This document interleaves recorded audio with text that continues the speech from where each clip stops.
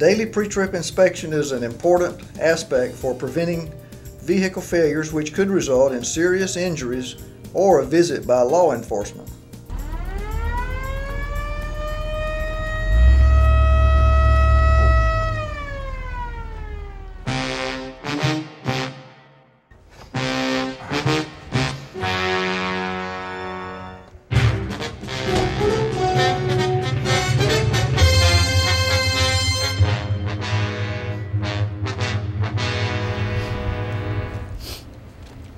Hello, officer.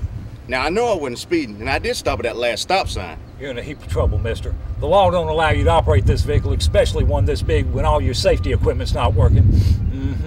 You're in a heap of trouble, all right. You know I've had my eyes on you ever since the start. What about that brake light not working? What about you missing mud flap? As a matter of fact, you could have busted my windshield when I tried to chase you down.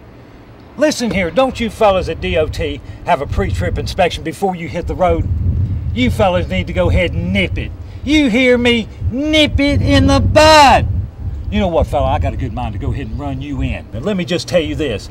It ain't no fun when those iron doors clang behind you. So you need to nip it. Nip it, nip it, nip it! There may be several versions of a pre-trip inspection form being used throughout DOT, but all of them basically cover the major items to look at to ensure your safety. Do you really know what you're looking for when you inspect each item? This video will demonstrate the inspection process while showing detailed views for items that might not be easily visible during the inspection. To help focus your attention, Deputy Barney will be assisting. Engine dust covers and wheels have been removed in some scenes to show a clearer view. Now, man, I've only got one thing to say. This is not going to be any kid stuff. There will be no mollycoddling. You're going to be on your own. You're going to have to do this pre-trip inspection every day before you bring this big rig out on the road. So you're going to have to nip it. Nip it in the bud. And if you don't want me pulling you over every day for faulty safety equipment, you're going to have to nip it. And I mean nip it in the bud. The first thing you should be looking for as you walk up to your vehicle is evidence of any leaking fluids under the engine compartment. Any puddles or wet spots on the pavement during dry conditions could indicate a leak somewhere. During wet conditions, be looking for any discoloration on the wet pavement under your vehicle. Also look for unnatural truck lean or broken windshield as you approach. It's a fact that their truck ain't got no lean I can see. Well, listen up, man. Start at the engine and work your way around the vehicle.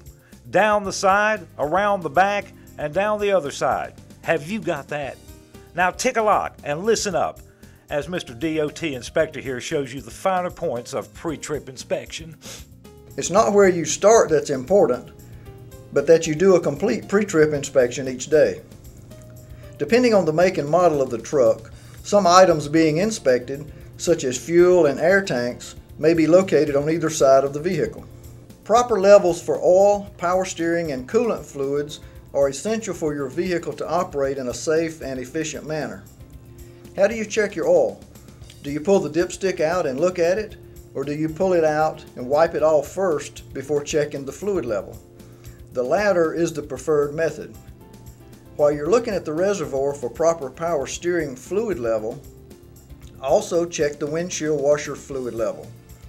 You should also be looking for any evidence of leaks at fittings or the reservoir itself.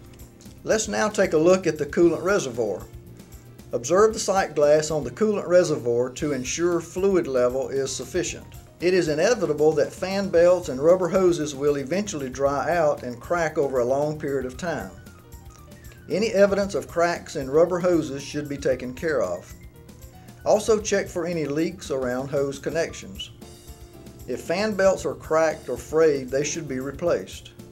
You need to also ensure that fan belts have the proper tension and are on their pulleys. Look for loose or missing mounting brackets or bolts on the alternator and water pump. Also check for leaks on the water pump and hoses. Look for loose or missing bolts on the air compressor for the air brake system. Listen for any air leaks and look for any signs that the air compressor is pumping oil. Let's take a look at the steering box and steering linkage, which will have to be done by looking behind the driver's side front wheel. Here's a view with the wheel off for a closer look. Observe for loose or missing bolts, leakage around seals and hoses. If it is loose, the universal joint may need to be replaced. The front suspension system provides more than just a smoother ride. It also supports the weight of the vehicle and works to keep the tires firmly in contact with the road surface. You will need to look behind the front wheels to view leaf springs and shocks. Video also shows a close-up shot with wheel removed to give you a better view. Look for missing, cracked, or broken leaves, retainer clips, and spring mounts on the leaf springs. Also look for worn bushings and loose or missing mounting bolts. See that the shocks are securely bolted both top and bottom and that there are no leaks. Bushing mounts should not be worn. The braking system is probably the most important safety system on your vehicle. Without a properly functioning brake system, your life and that of the motoring public could be in danger. The air brake system consists of the air compressor, air tanks, foot valve, brake chamber, slack adjusters, brake linings, and drums. The automatic slack adjuster adjusts the free play in the linkage between the push rod and brake as the brake lining wears. Again, looking behind the wheel, check for broken, loose, or missing parts. As can be seen in the video, when the brake is actuated, the push rod travel is less than 1 inch. Well, would you look at that? Front tires should have a minimum of 4/32 tread depth with no evidence of cupping or uneven wear. The minimum tread depth required for front tires is greater than rear tires in order to provide better control with steering. Well, now that makes sense. Check for damaged or bent rims. See that hub oil seals are not leaking. Check that all lug nuts are present, free of cracks and distortions, with no signs of rust trails. Rust trails are a result of water seeping out from under lug nuts, which is an indication that the lug nuts are not tight enough. Well, you know what they say about rust trails. They lead you to the culprit. After finishing with the front end of the vehicle, we work our way along the driver's side to inspect the door, mirrors, and fuel tank. Depending on the model of truck, the fuel tank may be located on the passenger side of the vehicle. Check to see that door opens and shuts smoothly and that door hinges are not worn. Check that mirrors and mirror brackets are not damaged and are securely mounted with no loose fittings by grabbing mirror bracket and shaking. Check that the fuel tank is secure by looking for missing bolts and verifying that tank straps have not shifted. Also check that the fuel cap is tight and that there is no damage or leaks from the tank or fuel lines. When you're driving that dump truck with or without a load, you expect to be able to stop when brakes are applied.